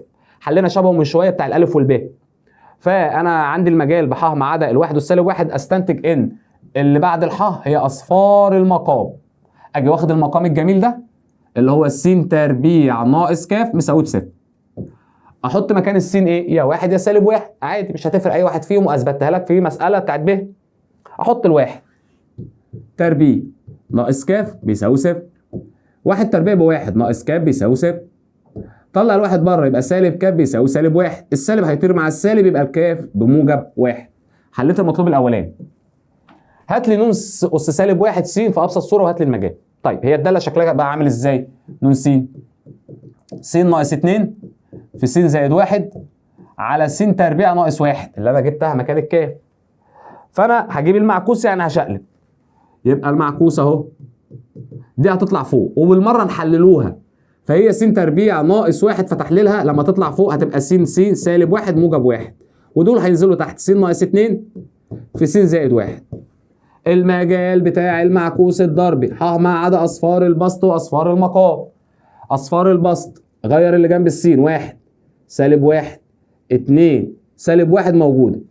الاختصار ده شبه ده، اتفضلت ايه؟ س ناقص 1 على س ناقص 2. شكرا لسيادتك. سؤال رقم 21 وده هيدعلك على العمليات ما بين الدوال. العمليات عندك 4 عمليات: جمع، طرح، ضرب، اسم. في كل المسائل بتعمل تحليل، بتجيب مجال، بتختصر، وبتزود عليها في الاخر تجمع الباقي او تطرح الباقي او تضرب الباقي او تقسم الباقي، اللي هي عمليات عاديه. بس الاساسي هو نفس الكلام اللي احنا كنا بنعملوه. فدي مساله على الجمع عايزها في ابسط صوره. خطواتي خليك فاكر: تحليل، مجال، اختصار. يلا بينا معلم. ادي نون س، الكسر الاولاني س زائد 2 ملهاش، س تربيع ناقص 4 تبقى س ناقص 2 وس زائد 2 فرق بين مربعين، زائد تفضل زائد. 2 س ملهاش، 2 س ناقص 4 يعني 2 عامل مشترك فيتفضل س 4 على 2 بكام؟ ب2. اجيب المجال قبل ما اختصر. ح ما عدا اصفار المقام بالنظر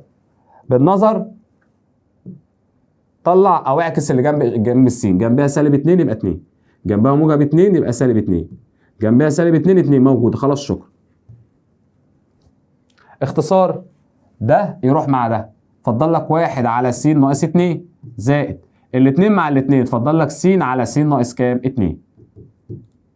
عايز بقى ابسطها، عايز اجمعها. فالفكره هنا بتوحيد المقام. كنت انت بتاخد في ابتدائي يقول لك 1 على 3 زائد 2 على 3. قال لك لو المقام شبه المقام بتكتبه زي ما هو وتجمع البسط او تطرح البسط حسب الاشاره اللي ما بينهم. يعني 1 زائد 2 على 3، يعني 3 على 3، يعني كام؟ 1. الكلام اللي بيتعامل مع الاعداد هو اللي هيتعامل مع الرموز. لو المقام شبه المقام سيبه زي ما هو واجمع البسط، يعني س زائد 1. شكرا لسيادتك، انت كده جبت في ابسط صوره. لو في تحليل تاني واختصار حلل واختصر، مفيش خلاص انت كده المساله خلصت معاك. واحده تانيه جمع برضه، تحليل مجال اختصار. يلا بينا. ن س شرط الكسر الاولى دي س تربيع زائد 3 فيها السين عامل مشترك. لما اقسم س تربيع على س بس، لما اقسم 3 س على س 3 بس. اللي تحت مقدار ثلاثي بسيط، س تربيع يتحلل س وس. الموجب يبقى شبه اللي في النص، موجب وموجب. كام في كام ب3 ومجموعهم اللي في النص 4، 3 و1 زائد الكسر الثاني س ناقص 5. اللي تحت مقدار ثلاثي بسيط، س تربيع س وس. السالب يبقى سالب وموجب. كام في كام ب5 وطرحهم اللي في النص 4، 5 و1. الكبير 5 يتحط مع اللي في النص السالب والواحد مع عكسه اللي هو الموجب. فاضل لك ايه؟ المجال قبل ما اختصر يا استاذ. مجال ن س. جميل. ح ما عدا اعكس اللي جنب الس. سالب 3 سالب 1 5 كام؟ سالب 1. الحاجه المكرره سالب 1 كده موجوده مرتين، الحاجه المكرره بكتبها مره ايه؟ مره واحده.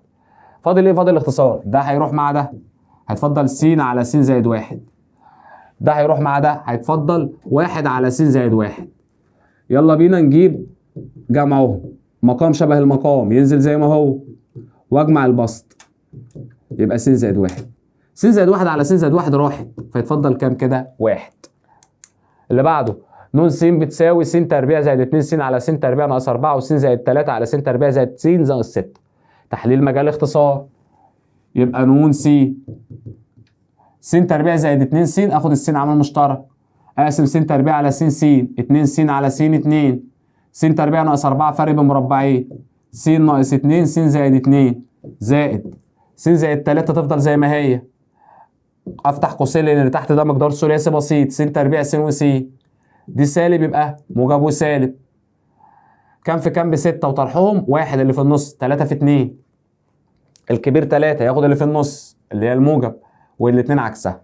المجال ح ما عدا اصفار المقام 2 سالب 2 سالب 3. دي سالب 2 تبقى 2 موجوده. الاختصار ده هيروح مع ده، هيبقى عندي س على س ناقص 2. ده هيروح مع ده، هيبقى عندي 1 فوق على س ناقص 2. المقام هو المقام ينزل زي ما هو واجمع البسط س زائد 1. مفيش تبسيط تاني، هي كده خلصت. رقم 24 واحده طرح، ما بنعملش حاجه جديده عن اللي فات. س على س ناقص 4 ملهاش تحليل السين وملهاش تحليل الس ناقص 4. ناقص تفضل ناقص.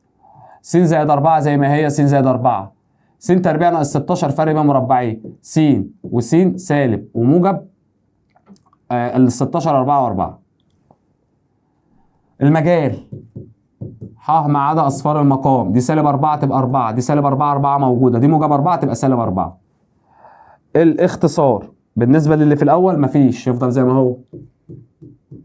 بالنسبه للي في الثاني ده هيروح مع ده، هيبقى عندي 1 على س ناقص كام؟ 4. يلا بينا. نفس الكلام اللي عملته في الجمع، المقام شبه المقام يفضل زي ما هو، س ناقص 4 واطرح البسط س ناقص كام؟ ناقص 1. سؤال فكرته جميله برضو، وكده انت مفيش اختصار تاني او في تحليل او في اي حاجه ممكن تعملها في المساله، يبقى انت كده جبتها في ابسط صوره. واحده تانيه طرح، س تربيع زائد 2 س زائد 4. اللي فوق ده كام في كام ب4 مجموعهم 2 مفيش، دي ملهاش تحليل تفضل زي ما هي. اللي تحت س تكعيب ناقص 8 ده بتحلل قوس صغير وقوس كبير. باخد الجذر التكعيبي لس تكعيب س، باخد الجذر التكعيبي لل8 2، بربع السين س تربيع، بربع الاتنين 4، بضرب السين في 2 ب2 س. الاشاره سالب يبقى دي سالب، دي عكسها الاخيره موجب. ركز بقى معايا بالله عليك في الحته دي.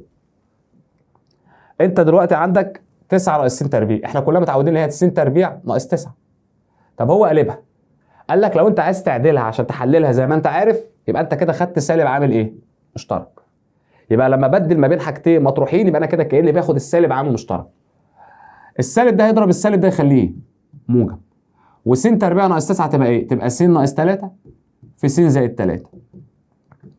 طب س تربيع زائد س ناقص 6 حليناها من شويه. س وس موجب وسالب، لان دي سالبه فتبقى الاشارات مختلفه. كام في كام ب6 وطرحهم اللي في النص 1، 2 في 3، الثلاثه الكبيره تاخد اللي في النص الموجب والاثنين عكسها.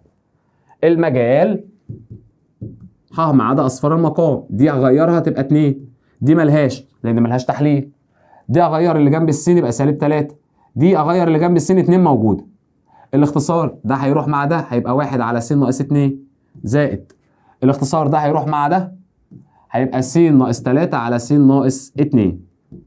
المقام شبه المقام يفضل زي ما هو، س ناقص 2 فوق اجمع اللي فوق، س ناقص 3 زائد 1 يعني ناقص 2. اي حاجه على نفسها بكام؟ بواحد.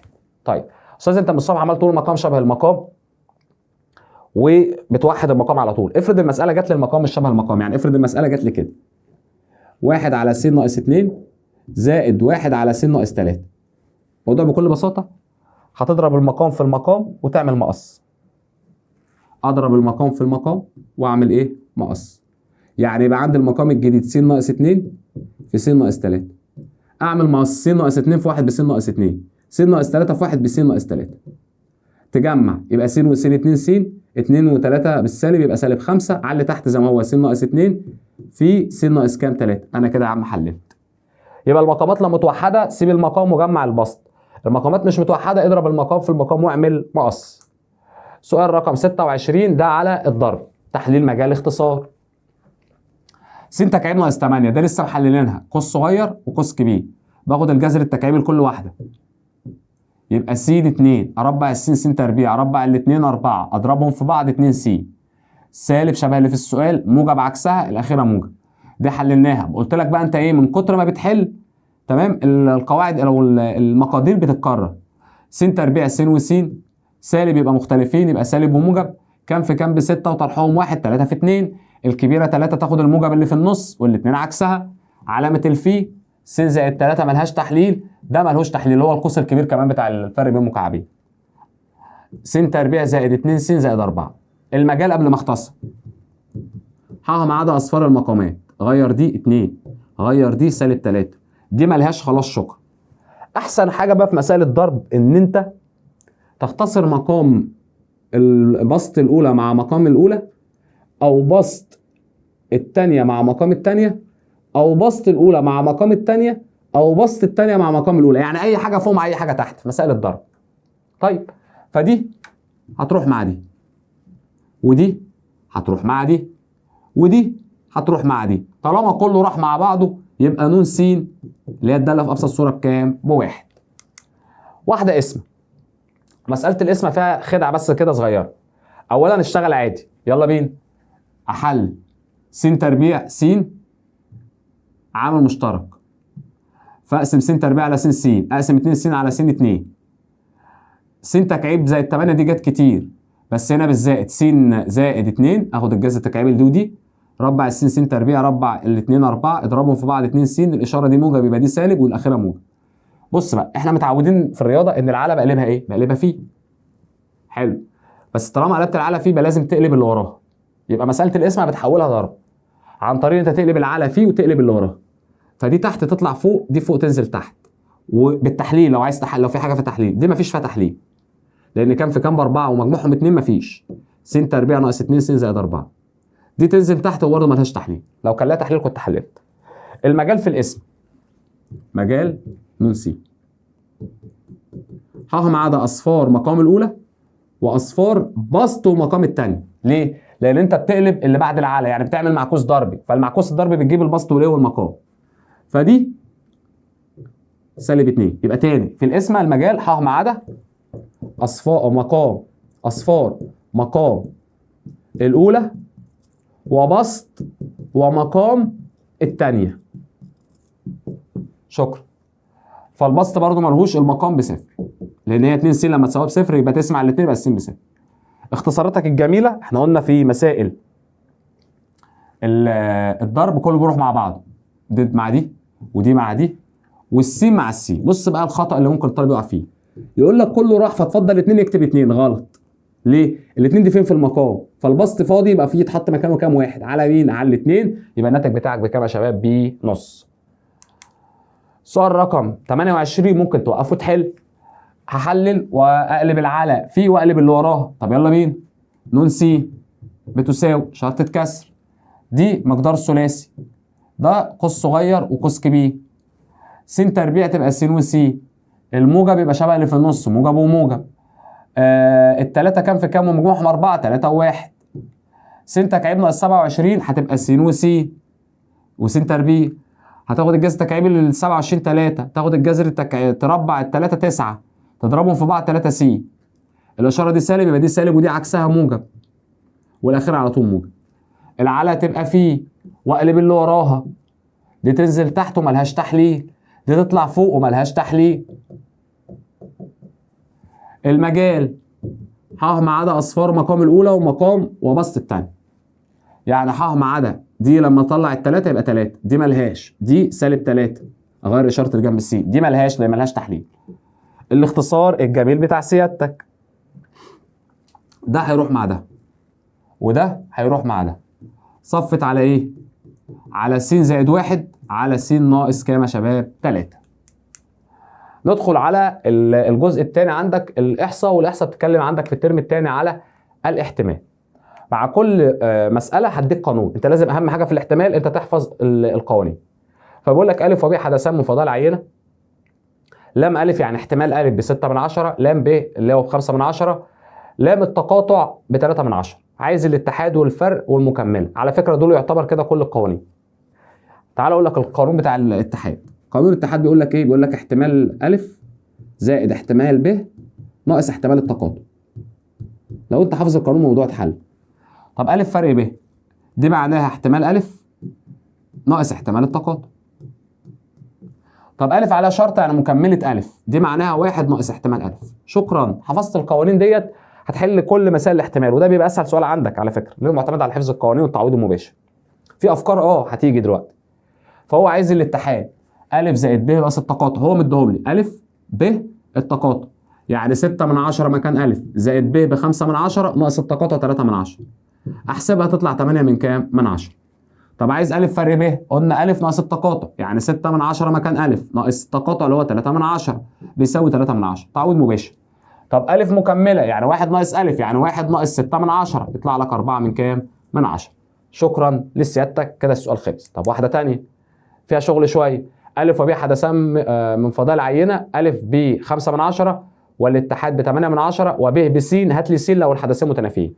كلمه الحدثين متنافيين يعني دي ا وده ب ما بيقطعوش بعض، فلو قال لك التقاطع في سؤال اختيارات تقول له فاي، لو قال لك احتمال التقاطع تقول له 0. حلو. طيب هو مديك الاتحاد وقايل لك في الحاله الاولى حدثان متنافيين. قانون الاتحاد بيساوي ايه؟ خليك معايا واحده واحده. بيساوي احتمال ا زائد احتمال ب ناقص التقاطع. في حاله ان ا وب حدثان متنافيين مش هقول ناقص التقاطع، لان في الحاله دي احتمال التقاطع بكام؟ ب0.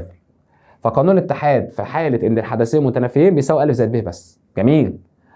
هو مديني الاتحاد ب 8/10، تحط مكانها 8/10 وتحط ا تجيب ب. حط مكان دي 8/10، احط ا ب5/10. احتمال ب هو قايل لي ان هو بمين؟ بس. هطلع ال5/10 بعكس الاشاره الاقي س اللي هو احتمال ب بيساوي 8/10 ناقص 5/10 يعني 3 من كام؟ من 10. الحاله الثانيه مديك ا اتحاد ب عايزها، عندك تقاطع. قانون الاتحاد في الحاله الثانيه اللي هي القانون العادي ا اتحاد ب بيساوي ايه؟ لسه قايلينه احتمال ا زائد احتمال ب ناقص احتمال التقاطع. جميل جدا. هتعوض مكان احتمال ا 8/10 مكان الاتحاد، مكان ا 5/10 ب س ناقص التقاطع قايله لي ب1 وكام؟ من 10. 5 من 10 ناقص 1 من 10 4 من 10 زائد س بيساوي 8 من 10. طلع ال 4 من 10 بعكس الاشاره، يبقى س اللي هي احتمال ب بيساوي 8 من 10 ناقص 4 من 10، تبقى الس بتساوي 4 من كام يا محترم؟ من 10. كلام جميل. سؤال رقم 31. أ وب حدثان متنافيان، ما تسيبهاش. استنتج ان احتمال التقاطع بيساوي صفر. ايه ده هو عايز التقاطع، خلاص شكرا. عندي ب وعندي الاتحاد وعايز أ. في الحاله دي بتاعت المتنافيان احتمال الاتحاد بيساوي احتمال أ زائد احتمال ب. هتحط مكان الاتحاد 8 من 10. هو عايز احتمال أ ومديك احتمال ب ب 3 من 10. تقدر تجيب احتمال أ طبعا. هطلع ال 3 من 10 بعكس الإشارة، يبقى 8 من 10 ناقص 3 من 10، يعني 5 من كام يا شباب؟ من 10. رقم 32. أ ب اتحاد عايز تقاطع على الهادي. الاتحاد أ زائد ب ناقص التقاطع، يبقى التقاطع أ زائد ب ناقص الاتحاد. شكرا. يبقى احتمال أ زائد احتمال ب ناقص احتمال الاتحاد. أ ب 4 من 10، ب ب 5 من 10، الاتحاد ب 8 من 10. تحسبها بالآلة يطلع 1 من 10. احتمال عدم وقوع أ. هي لام أ دي معناها بالعربي ايه؟ احتمال وقوع أ. طب لام أ عليها شرطة، يعني مكملة الوقوع، يعني عدم وقوع أ. فدي معناها لام أ شرط، اللي احنا قلنا قانونها في أول سؤال 1 ناقص لام أ، يعني 1 ناقص 4 من 10، يعني 6 من 10. طب التقاطع معناها ايه بالعربي بالمرة؟ معناه احتمال وقوع أ وب معا، ومعا يعني تقاطع. طب الاتحاد وقوع أ أو ب على الأقل. طب لام أ فرق ب معناها بالعربي احتمال وقوع أ فقط، أو وقوع أ وعدم وقوع ب. كده احنا قلت لك الكلام اللفظي اللي ممكن ما يقولكش هات لي التقاطع، يقول لك هات لي احتمال وقوع أ وب معا، يبقى انا افهم التقاطع. زي ما قال لي هنا احتمال عدم وقوع أ يعني مكملة أ، يعني 1 ناقص أ، يعني 1 ناقص ال 4 من 10 يطلع لك 6 من 10. السؤال رقم 33. سؤال عادي جدا وكنت اخده في 6 ابتدائي. صندوق بيه 15 بطاقة متماثلة مرقمة من 1 ل 15، سحبت بطاقة عشوائية، احتمال ان يكون العدد المكتوب على البطاقة يقبل اسم على الثلاثة او فرد ويقبل اسم على الثلاثة. واحدة واحدة. اول حاجة تجيب فضاء العينة اللي هي رمزها فين. فانت عندك بطاقات من 1 ل 15، يعني 1 2 لحد 15. عايز احتمال اللي بيقبل اسم على الثلاثة. احتمال اي حاجة هو عدد الحاجة على عدد عناصر فضاء العينة. فعدد عناصر فضاء العينة بيساوي ال 15 اللي هم 15 بطاقة. عايز اللي بيبقى اسم على الثلاثة، فهتسمي الحدث ده أ اللي هو يقبل القسمة على 3. مين اللي بيقبل اسم على الثلاثة من 1 ل 15؟ ال3 ال6 ال9 ال12 ال15.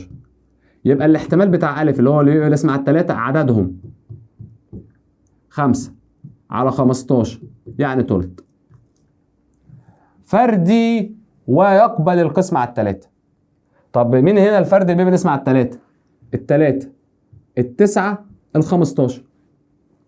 يبقى ده ب 3 و9 و15، ده كده الفردي وبيقبل الاسم على مين يا شباب؟ بيقبل اسم على الثلاثة. يبقى احتمال ب هيساوي عددهم 3 على 15، بالاختصار يبقى 1 على كام؟ 1 على 5. السؤال 34. أ وب حدثان من فضاء العينة لتجربة عشوائية، وكان لام أ ب7 من 10 ولام ب ب4 من 10 والاتحاد بيساوي 8 من 10. هات لي ب شرطة. قلت لك عليها شرطة يعني مكملة الحاجة، فب شرطة قانونها هتكتب القانون على طول. 1 ناقص لام ب يعني 1 ناقص ال 4 من 10، يعني هيساوي 6 من 10. شكرا لسيادتك. هات لي التقاطع. قلت لك قانون التقاطع بيساوي ايه؟ احتمال أ زائد احتمال ب ناقص احتمال الاتحاد.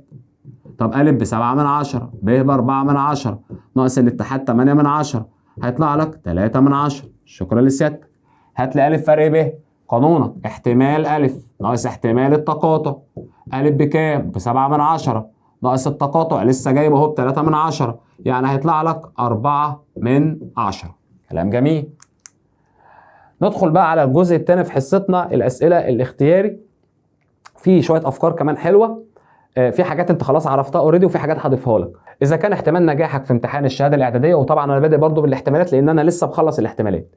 احتمال نجاحك في امتحان الشهاده الاعداديه 85%، احتمال رسوبك. طبعا انت عارف ان تجربه الامتحان فيها احتمالين، نجاح ورسوب، واي تجربه مجموع احتمالاتها بواحد يعني 100%. فلو احتمال نجاحك 85% يبقى احتمال رسوبك 1 ناقص 85%، اللي هي 85 على 100، يعني 15 على 100. 15 على 100 دي مش موجوده في الاختيارات، في تبسيط. على الخمسه فيها الثلاثه، على الخمسه فيها كام؟ ال20، يبقى الاحتمال بتاع الرسوب 3 على 20. السؤال الثاني، أ وب حدثان متنافيان، هات لي أ فرق ب. قانونك ايه؟ احتمال أ ناقص التقاطع. طب في المتنافيان التقاطع بصفر، يبقى الناتج بتاعك احتمال أ اللي هو موجود معاك الإجابة الأولى. رقم 3، س جزء من ص، دي مهمة جدا على فكرة، تيجي بس ص أو أ ب. س جوه ص صغير جوه كبير، فالتقاطع بيدينا الصغير اللي هو س في المسألة دي. الاتحاد ما بينهم بيبقى الكبير اللي هو احتمال مين؟ احتمال ص. هو عايز التقاطع، يبقى الصغير اللي هو مين؟ اللي هو س، اللي هو احتمال س، اللي هو احتمال س. الإجابة ج. ليه بقى ما قلت السين؟ لأن هنا بيقول لك عايز احتمال التقاطع، هيبقى احتمال س. لكن لو قال لك س تقاطع ص من غير لام كنت تختار س بس. السؤال رقم 4، أ جزء من فضاء عينة، يعني حدث في فضاء عينة. أ زائد أ شرطة ب2 ك، وإن ك بتساوي. أنا قلت لك أي حدث مع المكملة بتاعته زي النجاح والرسوب في الامتحان بواحد، صح؟ أو 100%. فدي على بعضها الحدث ومكملته بواحد بيساوي ال2 ك، اقسم على مين؟ على ال2، تبقى الكاب بتساوي كام؟ نص. دور على النص. السؤال رقم 5، أ وب حدثان متنافيان، يعني احتمال التقاطع بيساوي صفر. عايز مكملة التقاطع. قلت لك مكملة أي حاجة 1 ناقص الحاجة، فمكملة التقاطع 1 ناقص التقاطع، يعني 1 ناقص صفر يدينا 1. دور عليها، موجودة معاك الإجابة الثانية. السؤال رقم 6، أ وب حدثان، أ جزء من ب، عايز الاتحاد. الاتحاد في الكبير. الكبير مين؟ ب، لأن أ جوه ب من غير رسم بقى، يبقى هيساوي احتمال ب. دور عليها، موجودة معاك الإجابة ب. السؤال رقم 6، ب جزء من أ، عايز الاتحاد. الكبير، ما اقولش ب بقى عشان المسألة اللي فاتت لأن هنا عكس. الكبير مين؟ ب جوه أ، يبقى أ هي الكبير، يبقى هيساوي احتمال أ اللي هو موجود معاك الإجابة ب. رقم 8، احتمال أ بربع، عايز المكملة. 1 ناقص احتمال أ، يعني 1 ناقص ربع، يعني 3/4. اللي بعده، أ وب متنافيان، عايز أ فرق ب. حلينا واحدة زيها من شوية، احتمال أ ناقص التقاطع في المتنافيان بصفر، يبقى ادينا احتمال أ. السؤال اللي بعده، مجال الكسر. مجال الكسر هو ح ما عدا أصفار المقام. فأنا هنا ده ح ما عدا المقام 7 ملوش أصفار، ما فيهاش س أصلا عشان أساويها بصفر، يبقى ح بس. تمام؟ ده في س، فده ح ما عدا أصفار المقام اللي هو الاثنين، أعكس اللي جنب الس. ده ح ما عدا 7 س لما أساويها بصفر يبقى الس بصفر. ده س ناقص 5 يعني ح ما عدا أصفار المقام 5. ده س تربيع زائد 4، فده ما ينفعش أساويه بصفر. ليه؟ ملوش أصفار يعني. لأن ده على طول موجب. لأن أنت لو جيت تطلع دي بره هتبقى س تربيع بتساوي -4، تاخد الجذر مفيش جذر السالب، يعني دي أصفارها مفيش. يعني دي مجالها ح ما عدا مفيش، يعني ح. فالمجال بتاع ده بيساوي مجال مين؟ الأخيرة، يبقى هتختار الإجابة د. سؤال رقم 11، س و2 ص و3 س بتساوي 3، و3 س وكاف ص بتساوي 9، عدد لا نهائي. هات لي الكاف. بص بقى محترم، لما يكون المسألة عدد لا نهائي يبقى معامل السين على معامل السين الثانية بيساوي معامل الصاد الأولى على معامل الصاد الثانية بيساوي المطلق بتاع الأولى على المطلق بتاع الثانية. يعني إيه؟ يعني اللي قدام السين على اللي قدام السين بيساوي اللي قدام الصاد على اللي قدام الصاد بيساوي اللي بره على اللي بره. الكلام ده إمتى؟ لو قال لك لا عدد لا نهائي. فاللي قدام السين هنا كام؟ 1. على اللي قدام السين كام؟ 3. دي لازم تيجي مسألة شبه دي. اللي قدام الصاد كام؟ 2. على اللي قدام الصاد كام؟ كاف. اللي بره مين؟ 3. على اللي بره مين؟ 9. طبعا لو ركزت دي تلت ودي تلت، الكلام مظبوط. عايز الكاف مقص في أي واحدة، مقص هنا. يبقى الكاف 2 في 3 ب6 على 1 ب6، يبقى الكاف ب6. دور عليها، موجودة معاك الإجابة ج. عايز مجموعة أصفار الدالة دي. أصفار بقى الدالة اللي هي كثيرة الحدود إن أنت تساوي الدالة بصفر، فكلمة الأصفار دي يعني مجموعة الحل. كلام جميل. فأنا لما أساوي دي بصفر هساوي ده مضروبين، هساوي ده بصفر وده بصفر، يبقى س ناقص 1 الكل تربيع هساويه بصفر، وس زائد 2 اساويها بصفر. جميل جدا. دي تطلع بره، يبقى الس ب سالب 2. لما اخد الجذر هتبقى س ناقص 1 بيساوي صفر. هتبقى س بتساوي 1 لما اطلع بعكس الاشاره. يبقى الاصفار اللي هي مجموعه الحل اللي هي قيم س اللي بتجعل الداله دي كلها بتساوي صفر، يا اما 1 يا اما كام؟ سالب 2. دور عليها، موجوده معاك الاجابه ب. سؤال رقم 13. المستقيمان دول يكونان ايه؟ بالمعاملات من غير ما ترسم. هطلع دي الاول بره. س زائد 5 ص بيساوي 1، وس زائد 5 ص بيساوي 8. 1 على 1، 5 على 5، 1 على 8. الاخر دول ما بيساويهمش. طالما الاثنين الاخر اللي هم الحد المطلق، طالما ده بيساوي ده والاخير ده ما بيساويهمش، يبقى دي معناها ان هم متوازيان. طالما المستقيمان متوازيان، ده معناه ايه؟ معناه ان المستقيمان هو عايز ايه؟ هو عايز نوع المستقيمان يبقى متوازيان، واختار الاجابه ب. لو عايز عدد الحلول بقى اقول له صفر في الحاله دي. يبقى في حاله عدد لا نهائي اللي هي منطبقان، بتلاقي معامل السين على معامل السين بيساوي معامل الصاد على معامل الصاد بيساوي الحد المطلق على الحد المطلق. طب لو لقيت السين والصاد متساويين ما بيساويش الحد المطلق، يبقى متوازيان، يبقى المستقيمان متوازيان، يبقى عدد الحلول بصفر. طب لو لقيت اختلاف هنا ما بين السين والصاد، يبقى متقاطعان، يبقى عدد الحلول حل واحد. اذا كان المستقيمان ده عدد لا نهائي، يبقى كله بيساوي بعضه. 1 على 2، 3 على الميم. شكرا، مش لازم اعمل الباقي. اعمل ايه بقى؟ مقص. م بتساوي 2 في 3 على 1 6. دور عليها، موجوده معاك الاجابه د. 15. مجموعه اصفار الداله دي، قلنا دي داله كسريه، فاصفارها اصفار البسط ناقص اصفار المقام. اصفار البسط هتغير اللي جنب السين سالب 1، اصفار المقام هتحللها بالمره. س وس سالب 1 موجب 1، يعني 1 وسالب 1. قلت لك من شويه في السؤال بتاع المقالي اللي موجود هنا مش موجود هنا، مفيش، يبقى فاي. مفيش حاجه في الاولى مش موجوده في الثانيه، يبقى تختار الاجابه د. سؤال 16. عدد حلول دي معا. اولا دي مظبوطه، س زائد ص بتساوي 2. ديت هطلع دي، هطلع دي بره، يبقى 2 س بالموجب زائد 2 ص بيساوي 4. 1 على 2، 1 على 2، 2 على 4 كله متساويين، يبقى عدد لا نهائي. على طول اختار الاجابه د. سؤال 17. اصفار دي اساويها بالصفر. عود نفسك بقى، انا قلت لك من شويه الداله اللي هي مجموع مربعين ملهاش اصفار، يعني اصفارها هتبقى ايه يا شباب؟ تبقى فاضي. استحاله تطلع لي صفر، لان لما باجي اجيب لها حل بيبقى ملهاش حل. مفيش حاجه تحطها مكان السين تربعها تجمعها مع التسعه يديك صفر، يبقى على طول تختار الاجابه د. يبقى اي مجموع مربعين س تربيع زائد 9، س تربيع زائد 4، س تربيع زائد 1، س تربيع زائد 25 ملهاش اصفار، فلو هي موجوده في الداله العاديه اللي هي كسره الحدود تقول له فاي. لو هي موجوده في المقام في الداله الكسريه ح ما عدا الاصفار، فتقول له ح بس عشان ما فيش اصفار. رقم 18. ديت مجموعه الحل بتساوي فاي. ده معناه ان هم متوازيان. ده معناه ايه؟ ان الاثنين اللي في الاول بيساووا بعض، ما بيساووش اللي في الاخر. حلو. خلينا في اللي في الاول. 1 2 2 كاف 5 3. فعلا 5 على 3 مش بتساوي نص، كلام مظبوط. اعمل مقص جيب الكاف. 2 في 2 ب4. دور عليها، موجوده معاك الاجابه ج. سؤال 19. نون 1 بيساوي نون 2، وادي نون 1 عايز نون 2. يبقى لازم المجال يساوي المجال والاختصار يساوي الاختصار. تعال نجيب دي الاول مجالها واختصارها.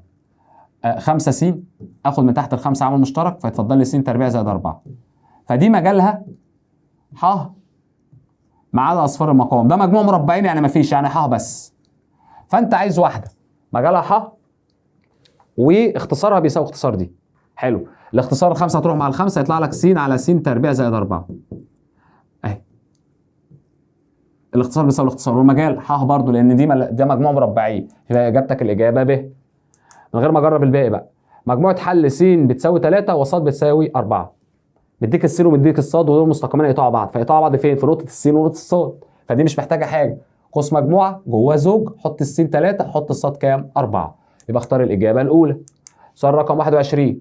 صاد د يعني اصفار الداله ب2 وادي الداله، يعني انا لو خدت الداله دي سويتها بصفر احط مكان السين 2. عايز مين؟ عايز الميم. شكرا. حط 2 تكعيب ناقص ميم يساوي 0. 8 ناقص ميم يساوي 0. طلع الميم بره يبقى 8 بيساوي ميم، يبقى على طول اجابتك الاجابه د. سؤال رقم 22.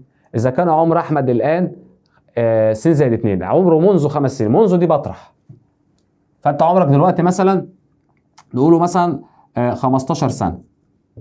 منذ الان 5 سنوات عمرك كان ايه؟ هتطرح 15 ناقص 5 يعني 10 سنين.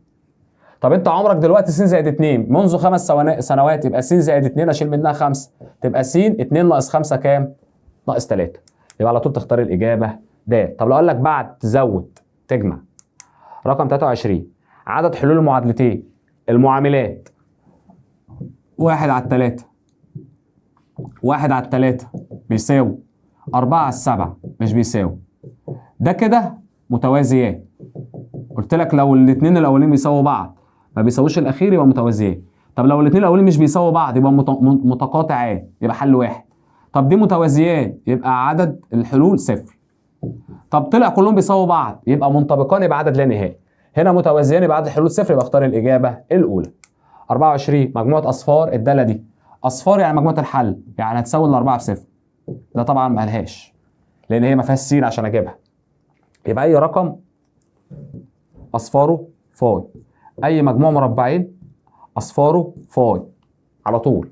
يبقى على طول اختار الاجابه ج. رقم 25.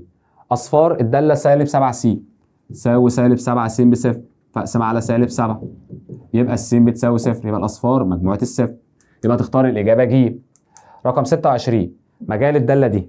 اولا دي داله مقامها 1 فمجالها، او دي داله كثيره الحدود، خدتها في الترم الاول.